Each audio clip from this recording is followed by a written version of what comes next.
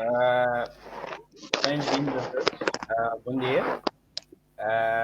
Bem-vindo ao nosso terceiro Meetup Live da AXT Maputo.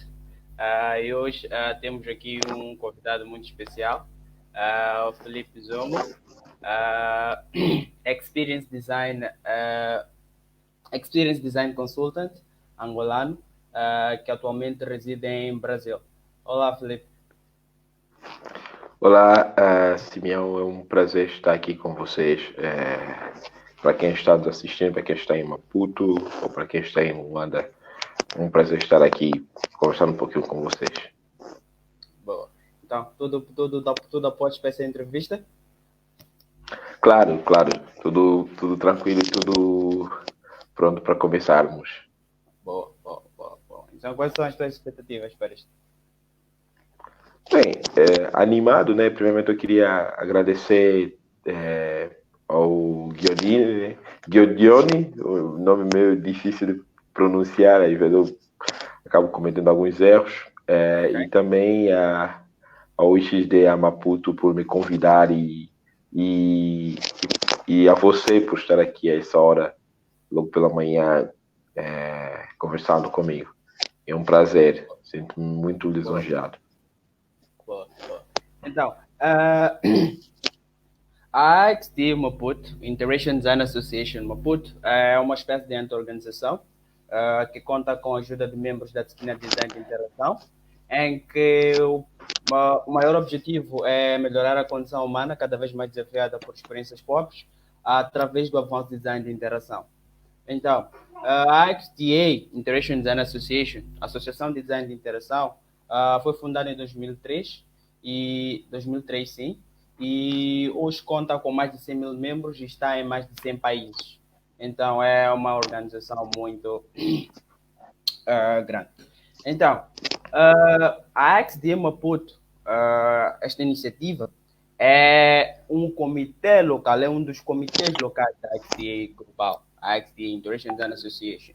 Então, o capítulo da XDA Maputo, Interaction Design Association Maputo, tem seu início em 2017, tendo seu primeiro meetup nos meados do próprio 2017 mesmo, do ano de 2017. E de lá até cá já tivemos a oportunidade de organizar vários meetups com speakers nacionais como internacionais, mas os meetups eram presenciais, então esta é uma nova experiência para nós, live meetups com speakers da lusofonia, então permite-nos ter profissionais de várias áreas e de diferentes países. Então, o objetivo da XD Maputo é promover eventos que estimulem a produção de conhecimento, mostrar a importância do processo de trabalho para além da inserção do design de interação a nível regional. Então, um dos objetivos é inserir o design de interação a nível regional. Então, Felipe, sem roubar muito o teu tempo, podemos passar para a nossa entrevista. Espero que desta entrevista, espero que quem esteja do outro lado também desfrute desta entrevista. Então, Felipe, diga-me, como é que te tornaste designer e por que é que te tornaste designer com várias opções que temos de áreas profissionais? Tá, é uma ótima pergunta, por sinal. Como é que eu me tornei designer? Eu vou dizer que eu sempre gostei, de facto, de desenhar, não do design propriamente dita, né? E eu sempre fui influenciado, de certa maneira, pelo meu pai, assim, na área da arquitetura, né? Porque ele estudou essa área e outras áreas também. E por me ver a desenhar bem a mão livre, então ele me estimulava para essa área.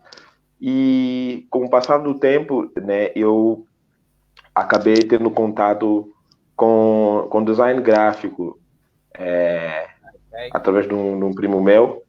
E isso lá nos anos 2004, por aí, eu já estava tendo esse primeiro contato com design e me aproximando cada vez mais. Então, dali para frente eu só fui estudando e em 2006 eu consegui de fato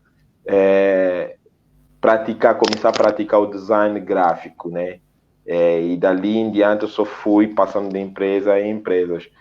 E por quê? Porque eu sempre tive esse meu lado, e tenho até hoje, esse lado criativo. E uma forma de expressar esse meu lado criativo, acredito que foi através do design, né? E design, como tem esse design gráfico, principalmente, como tem essa veia criativa muito forte, né? Então, isso me possibilitou bastante a chegar até essas práticas de design que nós conhecemos hoje atualmente. Bom, hoje, o Felipe conta com quantos anos de experiência? Hoje, eu digo sempre que eu tenho uma mistura de experiências, né? Tanto no design gráfico e tanto no design digital. Mas se formos contar, mais ou menos são 10 anos de experiência já fazendo design, né? Porque até a gente tem uns 2 anos iniciais aí que às vezes até não acabo não contando muito, mas se formos olhar total, são 10 anos fazendo design.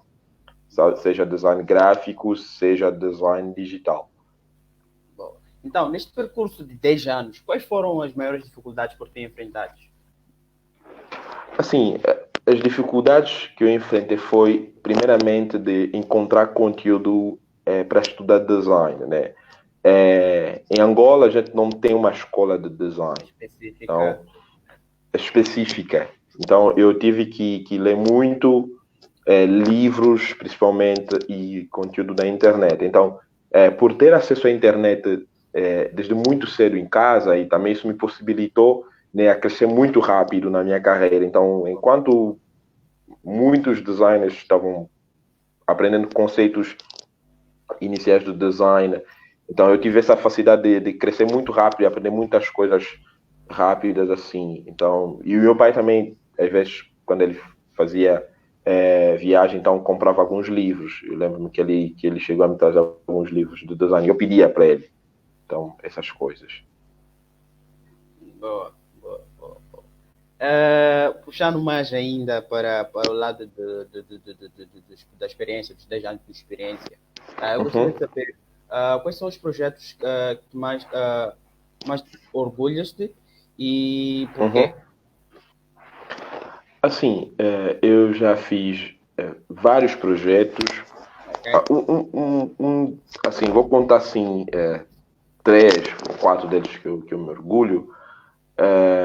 Eu fiz um projeto para uma empresa na área de agricultura, né, manufatura industrial, que a ideia era de fato melhorar a produção de máquinas agrícolas. Então, e através desse processo de melhoria de produção de máquinas agrícolas, eu pude entender o poder que o design tem, né? E naquele momento eu não estava fazendo apenas um design visual, né? Onde eu comecei de facto. O design gráfico tem essa veia visual muito profunda. Então, aí a gente estava fazendo de certa maneira uma inovação, a gente estava mudando um processo, um serviço, né, industrial. Eu me orgulho muito desse projeto porque o projeto foi implementado e trouxe muito retorno assim para a empresa, para esse nosso cliente. E foi aqui no Brasil, foi bem interessante. A gente viajou, inclusive tem uma história que eu conto sobre esse projeto no meu Instagram. Então foi bem interessante ter feito esse projeto. Foi um projeto de 2 semanas assim que nos desafiou bastante. E eu tive que correr atrás, ler muitas coisas, porque era uma área que eu nunca tinha trabalhado antes. Foi bem interessante. Outro projeto que eu fiz foi para uma empresa de aviação, né? Você faz acúmulo de pontos, não sei se lá em Moçambique tem. Quando você compra passagens aéreas, você acumula alguns pontos. Então, eles queriam estender esse processo de acúmulo de pontos no mundo físico também. Então, eu participei nesse processo de construção desse produto do zero. Então, desde pensar no modelo de negócio, como é que o produto seria rentável para a empresa, até como seria a interface do produto. Então, foi uma equipe multidisciplinar, né? Então, no início éramos apenas 3 designers, depois na parte de desenvolvimento do produto a gente ficou só em 2 designers. Então, eu estava a fazer a parte de design de interação e UI, UX e UI, e a minha outra colega que era designer se tornou PO, né, para controlar o processo de construção, e nós tínhamos 2 desenvolvedores e um Scrum Master. Então, foi um projeto interessante que você poderia acumular pontos em locais físicos. Por exemplo, você comprou uma roupa numa loja de roupa, então você consegue escanear o QR Code e você consegue acumular pontos desse jeito. Então, foi bem interessante na época. Então, Felipe tem experiências em várias áreas do design. Sim. Design, graphic design, UX design, Uhum. UI, então é uma mistura mesmo. É uma mistura, porque eu acho que foi assim que eu acabei me desenvolvendo, né? E hoje eu não pratico mais design gráfico propriamente dita, mas de certa maneira os conhecimentos que eu ganhei quando eu praticava design gráfico, hoje eu aplico esses conhecimentos na área de UI, né? Então, no design gráfico você tem aplicação, por exemplo, de cores, né, tipografia, a mesma coisa que são os mesmos conceitos que você vai aplicar quando você for criar uma interface ou aplicar numa interface digital. Pois é. Então foi assim que eu consegui me desenvolver. Eu acho que a gente não tem que achar que quando você vem de uma outra área, você esquece tudo daquilo que você aprendeu, né? Então você não esquece, né? Você continua tendo esse conhecimento e você pode aplicar de várias maneiras diferentes. Então, tendo em conta que antes de começar um projeto de design, temos que fazer as perguntas certas. Que tipo de perguntas o Felipe costuma fazer antes de iniciar um projeto de design? E qual é a informação que o Felipe considera de maior valor? Primeiramente, eu pergunto sempre o porquê, né? O porquê o projeto existir, o porquê que esse projeto tem que existir, de facto. Porque o stakeholder, né? A pessoa que vem solicitar esse projeto, nós temos que executar um projeto tal, ele tem que nos dizer por que ele gostaria de executar esse projeto, qual é o seu objetivo, de facto, como empresa, né? Objetivo de negócio. E, de facto, para quem esse projeto vai se endereçar, né? E às vezes ele não tem isso claro, a gente até entende, e nós podemos descobrir para quem esse projeto se endereça durante o processo de construção, mas saber muito bem os objetivos principais do projeto é importantíssimo para que a gente consiga criar um produto ou um serviço melhor, né? Como eu falei para você anteriormente dessa empresa na área de produção de máquinas agrícolas.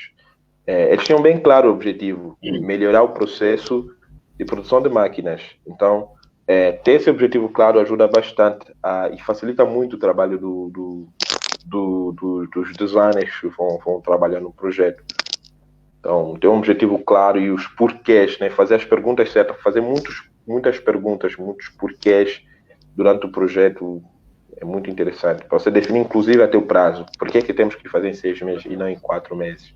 Então, você pode fazer perguntas certas para você extrair também as respostas certas. Ok. Então, significa que os projetos de design sempre surgem de uma necessidade? Sempre de uma necessidade. Sempre de uma necessidade. Então, porque, só para comentar bem rápido, até fazendo um paralelo aqui, com design gráfico ou com design de interação, no design gráfico qual é a necessidade? A necessidade é se comunicar, né? Comunicar uma ideia da melhor maneira ou uma informação, uma mensagem da melhor maneira. Então, no design de interação também pode ser melhorar, por exemplo, a vida das pessoas, né? trazer mais comodidade, por exemplo. Quando a gente assiste a Netflix em nossa casa, a gente poderia estar no cinema, sabe? Mas com essa situação do coronavírus, a gente não pode sair de casa, então a gente tem essa comodidade de estar em casa assistindo qualquer filme que a gente quiser. Então o design também tem esse poder também de levar comodidade às pessoas. Okay. É essencial para que os criativos, antes de começar um projeto social, um projeto de design, tenham bases para o seu próprio projeto. Então, eu gostaria de saber do Felipe, para que tenha essas bases, é preciso ter uma inspiração, uma certa inspiração, porque nada vem, a roda já foi inventada. Então, concordo. Então, eu gostaria de saber do Felipe, onde buscar inspiração? No caso de... inspiração de buscar... no caso de recebes um projeto de design e tens que começar a executar o mesmo. Tá, as inspirações vêm de várias áreas, né? Então, olhando para um projeto de inovação, um projeto de design de experiência, né? Fazer pesquisas desk, né? Conhecer melhor a área onde você vai trabalhar, porque talvez um produto que você está desenvolvendo em uma área que também já tem vários concorrentes, conhecer esses concorrentes, o que eles fazem bem, o que eles não fazem bem, também pode dar essa possibilidade de encontrar, de ter uma inspiração, de facto, daquilo que você tem que fazer. Às vezes a inspiração não quer nada, então você pode buscar essa inspiração dessa maneira. E também ler livros, né? Ler livros. Nos livros você pode encontrar cases diferentes e essas informações desses projetos já executados, né? Case, podem acabar lhe dando uma outra visão, né, de como você pode executar um projeto parecido. E quando a gente fala de design visual, mas UI, eu olho muito também assim produtos outstanding, né, produtos bons, produtos que já têm de certa maneira um bom público e às vezes eu acabo não olho tipo dribble, não é que seja errado, mas eu prefiro olhar um produto que já existe no mercado que funciona. Eu consigo entender melhor esse produto e conseguir, de certa maneira, me inspirar e ver o que esse produto tem de bom para essas pessoas. Isso acaba sendo interessante para mim. Felipe, diga-me uma coisa. O Felipe tem em relação ao processo criativo, o Felipe acha o seu processo criativo tipo único? Único? Sim. Eu não acho assim único, mas eu acho que o meu processo criativo é uma mistura de experiência e uma mistura também de outras áreas, né? Então não é um processo linear e não é um processo único. Então sempre tento fazer uma mistura de conhecimento assim para poder chegar numa solução de design. Eu acho que por ter estudado também computação, isso me ajudou de certa maneira a entender muita coisa, sabe? Por exemplo, as questões técnicas, né? As limitações técnicas. Os designers tradicionais, quando se formam na faculdade, não aprendem muita coisa sobre tecnologia, sobre a computação propriamente dita, assim. São poucos designers que às vezes se interessam por essa área. Então, eu por ter me formado na área da computação, isso me ajuda também a ter uma visão um pouquinho mais ampla. Então, isso acaba completando o meu processo de concepção. Então, quais são os principais passos do teu processo criativo? O meu processo, assim, os principais passos é o entendimento do problema, entender muito bem o problema, porque quando eu entendo muito bem o problema, eu consigo ter mais ou menos uma maneira de começar a pensar como é que eu vou me estruturar para poder executar esse problema. Okay. Então, eu diria que esse é o meu passo mais importante. O que virá depois é uma consequência. Então, e não é um processo linear, né? Então, quando eu entendo o problema, eu consigo começar a fazer pesquisa para ver como é que outras empresas já tentaram resolver esse problema antes, porque às vezes um problema que a gente está enfrentando no momento pode ser que outras empresas resolveram esse problema de uma outra maneira, né? Quando a gente está falando, por exemplo, de melhorar processos de produção de máquinas agrícolas, quando a gente entendeu o problema e a gente foi correr atrás para entender como é que outras empresas resolveram esse processo, a gente foi descobrindo outras coisas. Então, isso ajudou bastante a gente a acelerar o nosso processo de desenvolvimento do projeto. Então, o que vem depois, né, é apenas consequência. Então, inclusive também entender as pessoas para quem esse projeto vai se endereçar é um passo importante dentro desse meu processo de design. Então, sempre fazer essa mesclagem das necessidades do negócio e dos usuários finais e o entendimento do problema como um foco central aí para poder criar um projeto de design melhor. Ok, boa. A organização é muito importante na área de design. Não sei se concorda com esta afirmação. Concordo, sim. Concordo. Então, gostaria de saber do Felipe, como se mantém organizado quando recebe várias ideias, vários arquivos ligados a certos projetos de design.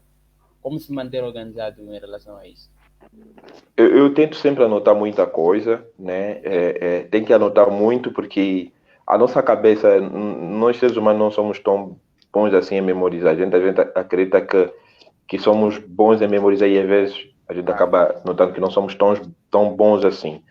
Eu anoto muita coisa, seja no meu caderno, por isso aqui em casa eu tenho muitas anotações em cadernos e também tento sempre separar por tópicos, né, para facilitar então a entender o que foi capturado aí. Imaginemos que numa reunião de kickoff falou-se de muita coisa, então eu consigo colocar, por exemplo, tópico A, visão do cliente, visão do usuário do cliente, ponto de vistas. Então, eu consigo ter uma noção do que foi dito ao longo do processo ali, da conversa. E, às vezes, se necessário, acabo pedir também para gravar a entrevista que a gente teve com o cliente ali, para depois ouvir, e isso acaba ajudando a ter alguns outros insights. Mas anotar bastante acaba sendo muito útil para mim durante o processo. Anotar muito. E quando a gente está dentro do projeto, já criando, de fato, o produto, o serviço, e anotar também muito nas paredes, né? Acaba sendo muito interessante para você separar, por exemplo, um quadro de ideias. Então, você consegue falar, aqui a gente coloca as ideias que vão surgindo ao longo do projeto, sabe? Como melhorar, por exemplo, a jornada de compra. Vão surgir 30 ideias aí. Então, vamos colocando aí. E depois, quando a gente estiver nessa etapa de construção ou melhoria da jornada de compra, a gente pode simplesmente consultar essa lista de ideias que surgiram ao longo do projeto e isso acaba sendo muito útil também. Boa. Ligando mais para esse lado de ideias, recebi várias ideias e tudo mais, eu gostaria de saber se já teve alguma situação em que tinha vários projetos, vários por entregar, com deadlines bem apertadas. Então, gostaria de saber se já presenciou ou viveu uma situação dessas. Uhum. Já sim. Poderia partilhar aqui como é que foi, como é que conseguiu ultrapassar este jogo de prioridades? Eu acho que também você, assim, foi num projeto para essa empresa de fato que eu contei no início, de acúmulos de pontos e ali no momento desse projeto foi priorizar de fato o que tem que ser entregue, né? Organizar bem as ideias e priorizar essas ideias para evitar que a gente entregasse o projeto atrasado, né? Então, uma maneira em que eu faço sempre no meu projeto e definir sempre o que tem que ser entregue primeiro e o que pode ser entregue depois, né? Então, focar muito mais nas coisas que são mais importantes no processo e depois fazer o resto. Por exemplo, imaginemos que estamos a criar um produto, a gente sabe que vai ter, por exemplo, login, né? Então, não precisa gastar tempo fazendo login. Né? E como o produto ainda não chegou na mão das pessoas, você pode mostrar o produto, por exemplo, no cliente sem login, sabe? Então, você não precisa refinar muita coisa. Então, uma maneira de evitar que chegue no deadline e não entregar o projeto é sempre se organizar e priorizar as tarefas da melhor maneira possível. Né? Colocar as tarefas core em primeiro lugar, em segundo lugar, colocar as tarefas que não são core do processo ou do produto. Acaba sendo muito, muito útil para organizar melhor esse processo e evitar que você chegue logo no deadline do projeto e não conseguir isso, deixa o cliente muito, muito chateado. Acho que é uma boa estratégia essa, focar no que é mais importante. Sim, sempre. Para ter pelo menos algo por apresentar. Sim, sempre. É muito importante. É assim, normalmente os criativos não se dão por convencidos ou não se dão por satisfeitos com os seus projetos de design, porque estão sempre à procura de perfeição. Uhum. Então, eu gostaria de saber do Felipe, quando é que o Felipe considera que um design está completo? Pode falar assim. Pode falar de forma genérica e pode falar dos seus projetos. Tá, de forma genérica, eu vou falar na área de design, vou falar um pouquinho de design gráfico, né, para quem gosta dessa área, eu acho interessante também, eu ainda gosto, eu acho que no design gráfico, sim, o projeto tem um fim, né, porque o projeto tem um fim quando você entrega esse projeto na mão do cliente, né, quando o cliente recebe o projeto e o projeto atendeu de fato às necessidades dele, né? E o que podemos dizer, por exemplo, o cliente solicitou uma identidade visual, você fez a concepção da identidade visual, você entregou a identidade visual para ele. Se esse projeto que você fez atendeu às necessidades do cliente, o projeto está pronto. Você não vai ter que continuar melhorando essa identidade visual o tempo todo. Não existe isso. Né? É um projeto que tem um início, meio e fim. Já quando estamos a falar de produtos digitais, né? Primeiramente, o projeto tem que atender às necessidades do business, do negócio, atender às necessidades dos usuários e depois ter uma melhoria contínua. Então, essa é a diferença que há entre design de produtos digitais e design tradicional, design gráfico, por exemplo. Então, e seja design de produto, design industrial. Eu crio uma cadeira, eu não fico melhorando essa cadeira constantemente, né? Então, é um produto que tem um início e meio fim. Já no design de produtos digitais, eu tenho uma continuação, né, do processo de criação. Então, eu vou continuar melhorando, recebendo feedback das pessoas e assim vou evoluindo o produto, né? A gente pode olhar, por exemplo, o YouTube em 2005, quando começou, o YouTube hoje. Eu diria que não é o mesmo produto, sabe? São produtos totalmente diferentes, sabe? Então, o processo é evolutivo e incremental. Ao criar um projeto, o que tomar em conta? As tendências ou a cultura? Eu acho que a cultura é importante, entender de fato onde esse projeto vai rodar, né? Porque as questões culturais acabam influenciando bastante o andamento do projeto ou mesmo o produto quando chegar no mercado, né? Imaginemos que você tem que fazer um projeto e esse projeto ou esse produto vai funcionar na China. Se eu entender como é que a cultura chinesa funciona, mais ou menos, ali, durante o processo da concepção, eu consigo, então, levar um produto melhor para as pessoas e não se amarrar muito a tendências, porque as tendências são passageiras. Eu cheguei, inclusive, a escrever isso no meu Twitter. As tendências são passageiras e se você se prender à tendência, você amarra o seu design numa árvore e no dia que cortar nessa árvore, o seu produto também cai, entendeu? Então, a gente tem que sempre pensar na evolução do nosso produto. Vou dar um exemplo aqui. Sabemos que há uns 10 anos atrás, Apple introduziu o skeuomorfismo, né, que foi uma tendência na época. E hoje ninguém mais aplica skeuomorfismo na construção de interfaces ou como metáfora, né? Então, a gente está indo mais para um caminho mais minimalista na entrega de interfaces.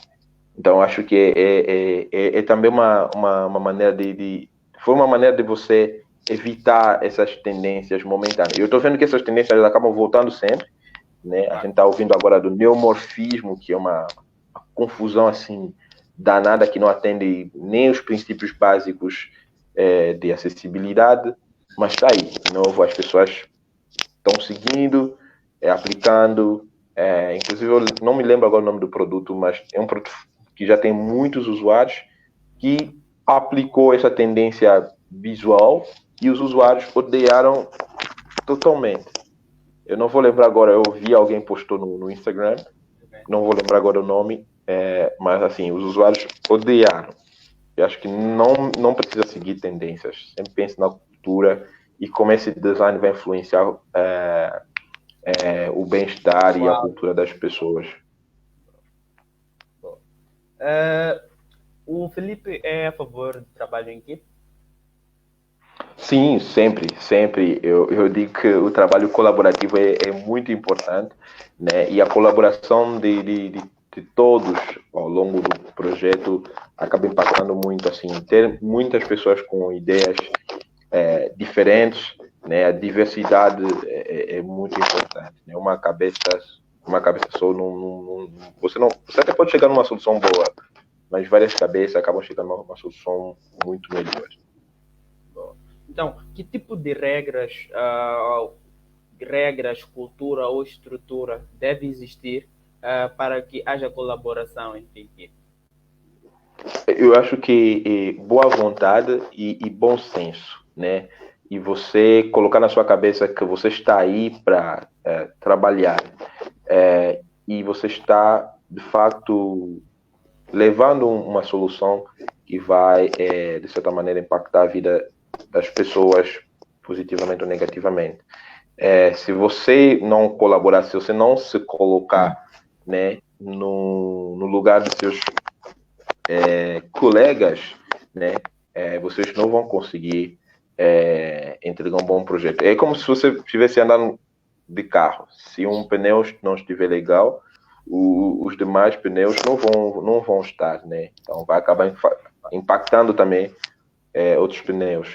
Então, se colocar no lugar de seus colegas acaba sendo muito interessante. E se colocar também no lugar do cliente que está aí pagando pelo projeto acaba sendo muito importante. Porque sem a colaboração a gente não chega a lugar algum no desenvolvimento de um projeto. Seja em qualquer área. Na escola, se você não colaborar para fazer o trabalho que o professor mandou, como é que vão entregar o trabalho, né? Então, cada um vai trazer a sua experiência e no final vão chegar numa solução ideal. Sendo que, atendendo considerando que a área de design não é estática ou qualquer outra área não é estática, apesar de que tem certos pontos que nunca mudam, há quem prefere ser conservador. Então, eu gostaria de saber como se manter atualizado das últimas tendências do design. Como se manter atualizado, eu sempre recomendo ler livros, é importante, porque a maioria das coisas que a gente faz hoje não mudaram muito, né? Nos últimos 10 anos, posso assim dizer, 15 anos, a gente ainda continua a usar paradigmas de navegação que a gente desenvolveu há 10 anos atrás, né? Ler muito livro, ter acesso a conteúdo científico, né?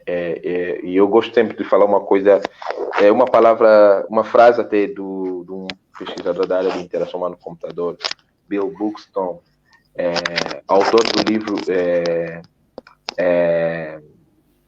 Sketching User Experience Design. Ele diz que o que vai ser inovação daqui a 10 anos existe há 10 anos. Então, ter acesso a conteúdos científicos, né? O que o mercado da área acadêmica está fazendo acaba sendo também uma maneira de você acompanhar o que vai ser tendência daqui a alguns anos, né? Eu lia sobre Voice User Interface há um tempo atrás, antes mesmo dessa explosão toda, né? De Siri e tudo mais. Siri já começou há uns anos atrás, antes do Google Assistant, por exemplo, e Alexa. Tem milhares de artigos científicos no Google Acadêmico que falam sobre esse assunto, sabe?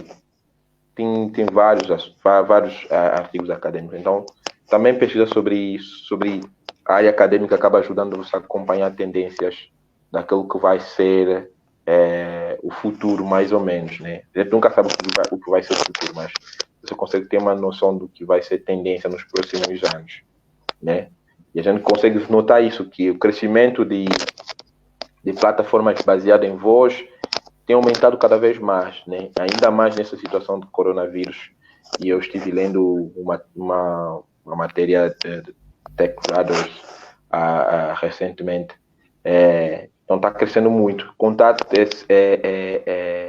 Tecnologia contactless, né? Então você não precisa mais pegar na máquina ou usar o seu dedo para digitar a senha.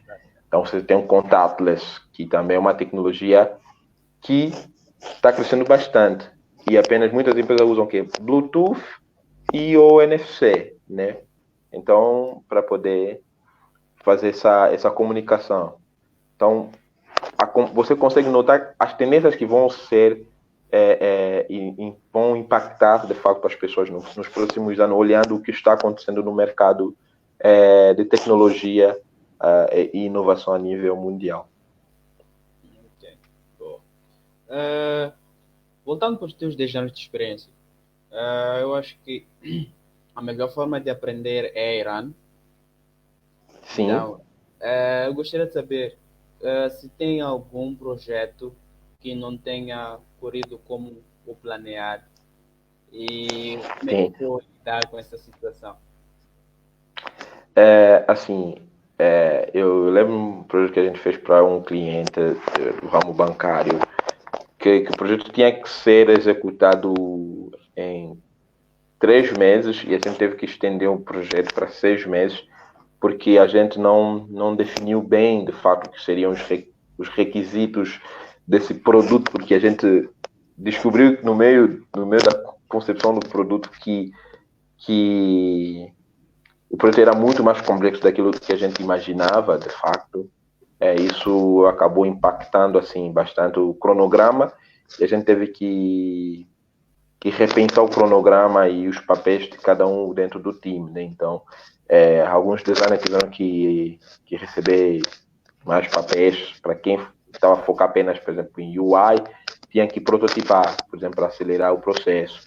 Então, eu acho que foi um dos erros que a gente cometeu, não definir bem os requisitos do projeto e não entender a fundo o que seria de fato o projeto, né? Foi um erro nosso e do próprio cliente não ter contado muito sobre o projeto, né? E isso acabou impactando. Felizmente a gente conseguiu entregar o projeto, mas acabou impactando bastante no prazo, que foi algo meio tenso para os dois lados, né? Porque acabou inclusive impactando de novo no preço do projeto, né? Eu trabalhava na época numa consultoria, então isso acabou impactando o preço, então o cliente teve que pagar mais ainda pelo projeto. Okay. Que todo mundo está aí por causa do dinheiro, e, de certa maneira, não só por causa do dinheiro, mas a gente sabe que a consultoria tem tem as suas obrigações, precisa pagar todo mundo que está no projeto. E trabalhar mais de 3 meses num projeto de graça não existe. Ok. Eu gostaria de saber quais são as marcas que o Felipe mais admira e como é que essas mesmas marcas influenciam o seu trabalho. Assim, eu vou falar aqui de algumas empresas que eu acho interessante. Primeiramente, eu vou falar da Nike. A Nike a Nike existe há muitos anos já, e a Nike continua relevante no mercado até hoje. E eu acho que isso me mostra que ser atemporal, de certa maneira, acaba sendo importante. E se reinventar constantemente acaba sendo importante.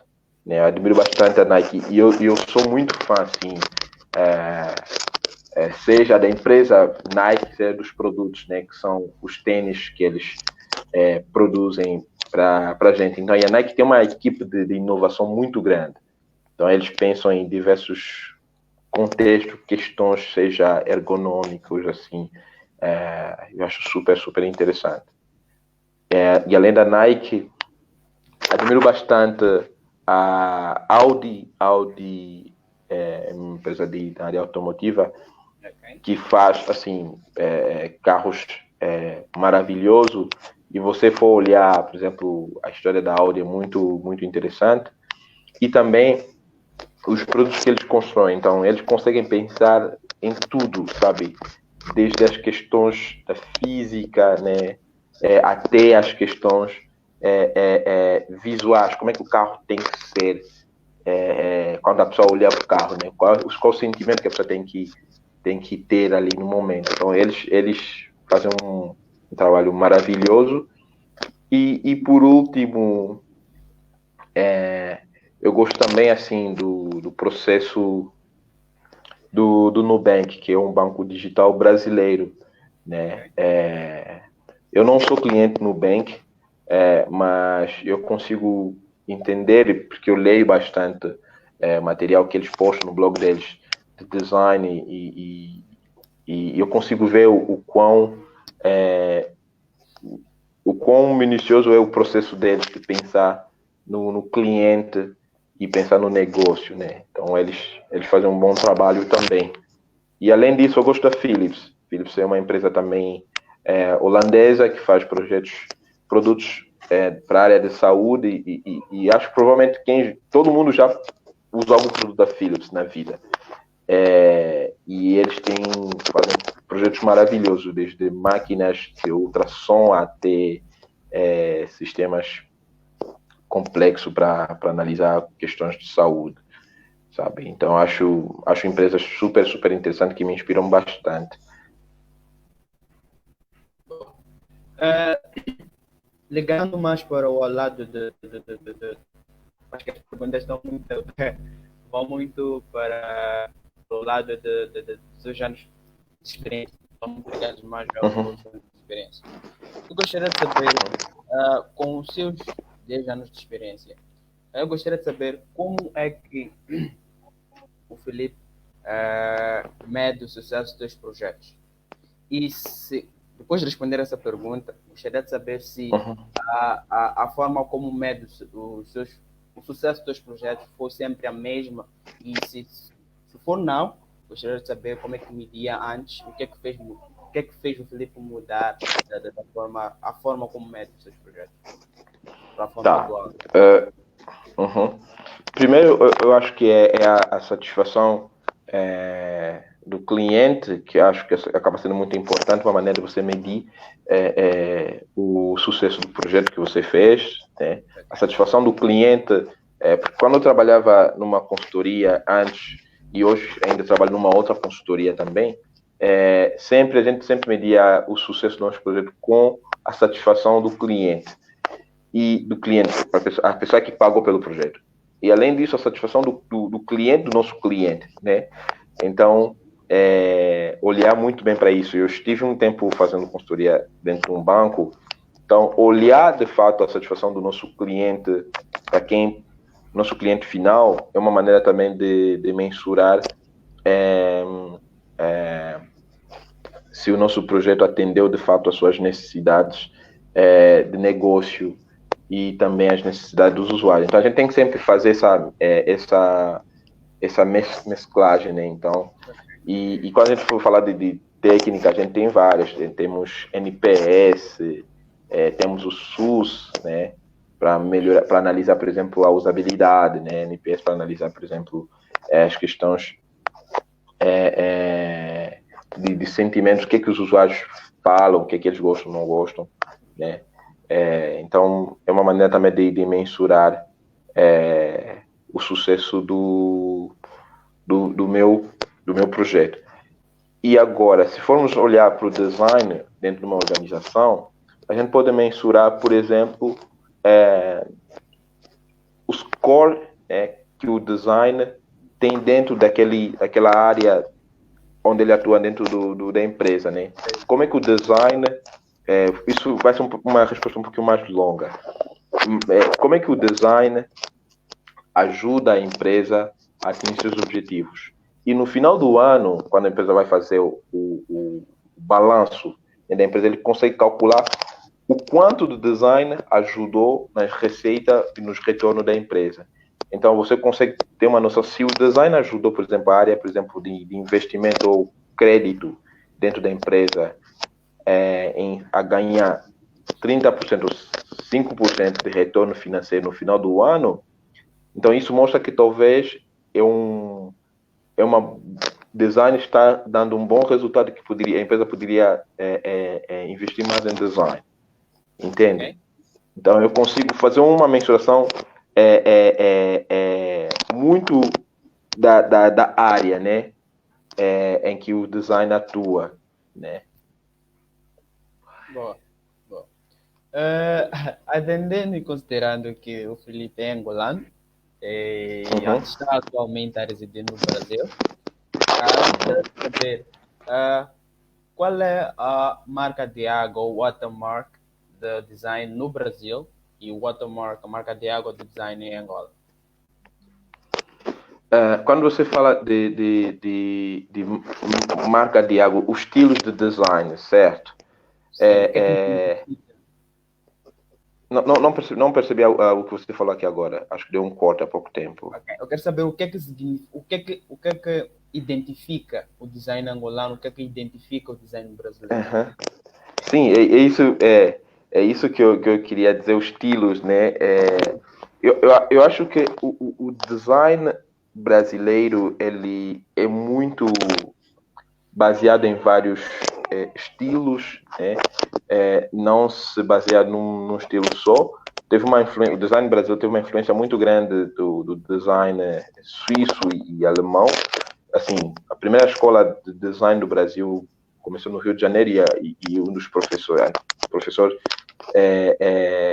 que foi o Walter Wollner, né, que estudou na Universidade de Ulm, lá na Alemanha. Então, tem essa mistura também. E, além disso, também tem uma mistura cultural do próprio brasileiro, né? De ser muito fã, de ser muito alegre. Isso acaba, de certa maneira, influenciando bastante no design brasileiro. Já o design angolano, eu vejo que o nosso design é muito freestyle. O design angolano é muito freestyle. Isso porque o jovem angolano começa a aprender o design da sua maneira, né? Sem ter uma escola de design. E você consegue notar essa evolução desse designer e desse design com o passar do tempo.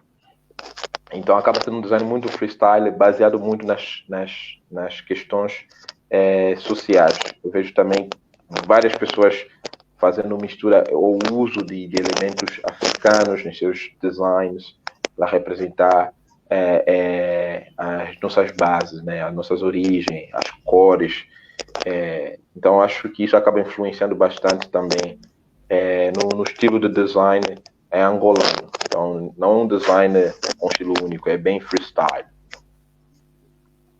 Ok. Percebi. Muitos nos projetos de design, quando, por exemplo, temos um cliente e tudo mais, nós enviamos o projeto para aprovação. Uhum. E Uhum. caso seja aprovado, o projeto avança, e caso não seja aprovado, o projeto não avança. E após a Uhum. aprovação, o projeto vem com feedbacks. Uhum. Então, eu gostaria de saber como é que o Felipe lida com os feedbacks. Tá. Assim, eu lido com feedback de diversas maneiras, né?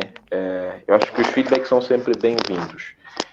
Principalmente quando a gente está criando um projeto, os feedbacks, quando vem do cliente, são importantes, né? Porque o cliente vai dar sua opinião, e ouvir, ter essa escuta ativa é super importante no processo de desenvolvimento de um projeto como um todo. Ouvir muito, estar aberto a ouvir, né? Acaba sendo muito importante nesse processo. E eu, como pessoa, eu sempre me coloco à disposição para ouvir, né? E eu vou filtrar. Ouvir não quer dizer que você tem que aceitar tudo, né? Isso é algo que eu acho que tem que ter muito cuidado. Você tem que ouvir e filtrar, porque às vezes o cliente vai te pedir um monte de coisa ou vai dar feedbacks que podem ser negativos, que podem ser positivos. E você tem que saber filtrar e falar, tá, esse feedback aqui é importante, esse feedback aqui não é importante, não é relevante. E mesmo quando você trabalha com as pessoas às vezes podem te dar um feedback que pode ser muito ruim e pode acabar impactando diretamente na maneira como você faz o seu trabalho. Então a gente tem que ter muito cuidado, algo que eu também gostaria de deixar aqui, muito cuidado ao dar feedback, né? Pensar sempre como é que a pessoa iria se sentir ao receber esse feedback. E também ser uma pessoa que se abre para ouvir o que os outros têm para dizer, né? A gente não é perfeito.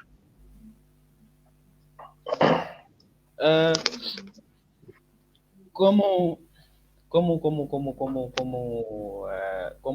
criativos, como profissionais, temos que lidar com os clientes. São os clientes que visitam o projeto, são os clientes que pagam o próprio projeto e, caso não gostem do projeto, dão feedback. Eu gostaria de saber do Felipe. Quais são as qualidades que o Felipe procura num cliente? Eu busco clientes que estão abertos assim a inovar. Eu acho que trabalhar com pessoas muito que não buscam inovação, acho que isso não me deixa empolgado, né? Eu gosto de trabalhar com clientes que querem inovar, querem fazer algo novo, né? E não apenas copiar o que os outros já fizeram, de certa maneira, né? Eu acho que isso é um ponto interessante. E o segundo é trabalhar com aqueles clientes que são clientes colaborativos, né? Aquele cliente que tipo está aí para dar feedback, para dar a sua opinião, um ponto de vista, e não aquele cliente que fala, estou pagando, toma aí, faz aí do seu jeito. Eu só quero ver resultado.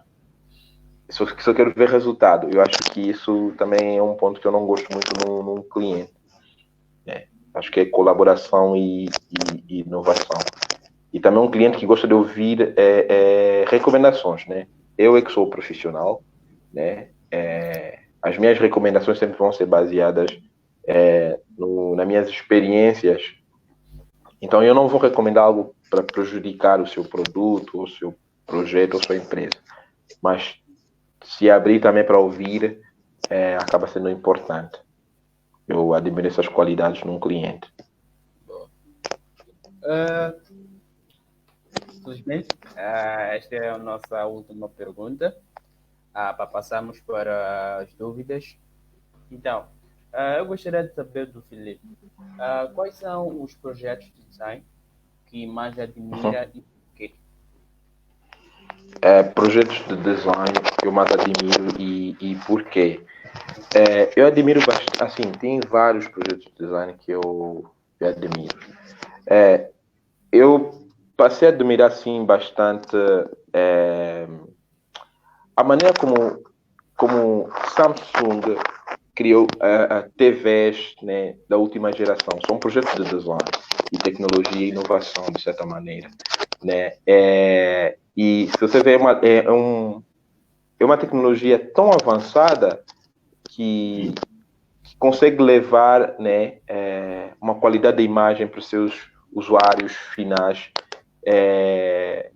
não como empresas concorrentes, né? Então, acho que eu diria que as últimas TVs que a Samsung lançou nos últimos anos, na minha visão, né, como designers, são um projeto de design muito, muito interessante, de fato. Se você for olhar, procure Samsung QLED 55 polegadas, para você ver o quão bonito e refinado é o design dessa TV, né? Tem um visual muito minimalista, simples, cores monocromáticos, bem interessante mesmo, assim, esses projetos de design que a Samsung tem feito. E também admiro, assim, os projetos dessa empresa aqui, a Apple, né, faz bons produtos, né, e eu admiro bastante os produtos que a Apple faz. E AirPod foi um dos projetos assim que eu mais achei interessante que a Apple lançou nos últimos anos, né? E muitas empresas acabaram seguir essa tendência, né, de buds que está crescendo cada vez mais a nível mundial. AirPod foi um projeto de design que eu assim, nos últimos anos que eu tenho gostado bastante. E eu gostei bastante também quando foi lançado. Bom, como eu já havia dito, esta era a última pergunta. Vamos passar agora para as dúvidas que temos aqui nos comentários. A primeira dúvida vem do Kleiné. Bom, queria saber como lidar com a procrastinação. Acho que a primeira pergunta seria se o Felipe procrastina. Uhum. E se sim, como é que lida com a procrastinação? Já aconteceu sim eu procrastinar e eu tentar empurrar as coisas pela barriga, como se diz, né? Então, mas eu tento sempre definir tempo de execução do projeto e usar aquela técnica de Pomodoro. Então, tipo, definir 30 minutos, focar nisso aqui, focar durante 30 minutos, depois de 10 minutos eu posso parar e fazer algumas coisas, olhar o Facebook, Instagram, coisas do gênero, LinkedIn. E aí depois eu defino de novo, sei lá, 1 hora para focar de novo. Então, hoje as tecnologias roubam muito nosso tempo e se a gente não tiver foco, a gente acaba procrastinando bastante. Temos outra aqui, do Flexio.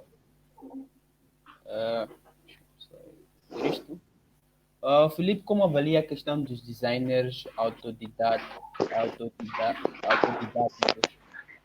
acho que era autodidáticos. Mas quando ele fala avaliar questões, como avalio o que os designers aprendem? É isso? Sim. Eu acho que está mais para como é que classificas um designer autodidata. Tá.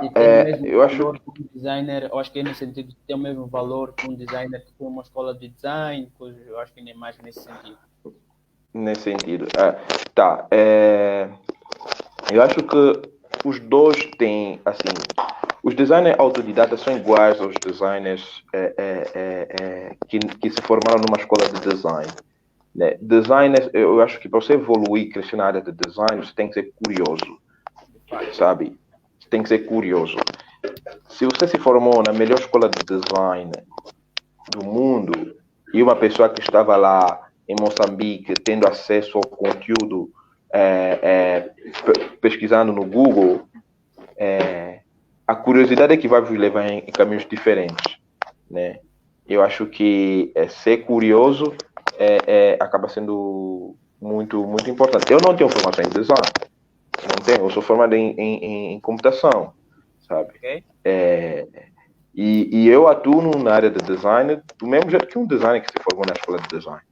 Então, ser curioso acaba sendo muito importante para você dar os próximos passos e crescer na carreira. Porque a curiosidade vai fazer você descobrir coisas que você nunca ouviu antes. e coisas que não falam na escola. Boa, boa. Então, visto que já não temos mais nenhuma dúvida aqui sobre essas duas, Felipe, gostaria muito de agradecer por ter aceito o nosso convite, Eu que agradeço. por esta grande entrevista, por ter respondido as nossas perguntas de forma concisa, direta ao ponto. Muito obrigado mesmo. Canimambo é obrigado na nossa língua local. Não sei se já Sim. Então, muito obrigado. Que legal. Gostaria de saber se deixar de agradecer também as pessoas que estão do outro lado a assistir essa live, acho que assistirão no futuro. E gostaria de saber se o Felipe tem algo a dizer, algo a deixar, comentário. Uhum. Eu queria agradecer a vocês, XDA Maputo. Eu queria ter também assim pessoas engajadas, né, levar XDA em Luanda ou em Angola, mas ainda é um processo ainda que vai acontecer. Mas assim, eu agradeço também para quem ficou aí nos assistindo até o momento, né? E além disso, eu queria também agradecer a você que me entrevistou. E a última coisa que eu gostaria de deixar aqui para jovens designers, tanto moçambicano, angolano, ou qualquer jovem africano que vai assistir esse vídeo depois, é ser curioso, né? Seja curioso e tenta ao máximo descobrir pessoas que fazem a mesma coisa que você. E quando você descobre pessoas que fazem as mesmas coisas que você consegue entender como é que essas pessoas trabalham e os estilos de trabalho dessas pessoas, você consegue pegar feedback e você crescer na carreira. Quando você está fechado dentro de casa, trabalhando sozinho, você não recebe feedback de ninguém. E você está aí, talvez, enviesado com os seus próprios pensamentos. E, além disso, se inspira bastante em outros designers que fazem trabalhos maravilhosos e tentar procurar entender como é que eles pensam. Mande mensagem, não seja tímido, né? E isso é assim que você vai conseguir, então, atingir seus objetivos. E não ser muito, que eu vou dizer, e não se intimidar, né? Não se intimidar, pensa, putz, tem um designer lá na Suíça, nos Estados Unidos, é melhor do que eu. Não existe isso. Ou aqui no Brasil, é melhor do que você. Não se intimide, tá? Você pode ser um ótimo designer, um bom designer, independentemente do lugar onde você se encontra. Era isso que eu queria deixar assim por último. Obrigado. Então, guys, este é o terceiro Meetup Live. Temos mais 3. O próximo será na próxima semana. E obrigado pelo suporte que vocês têm dado para que estes Meetups continuem. E obrigado mais uma vez, Felipe. E declaro por encerrada o nosso terceiro Meetup. Ok? Tchau, tchau. Tchau, tchau, pessoal.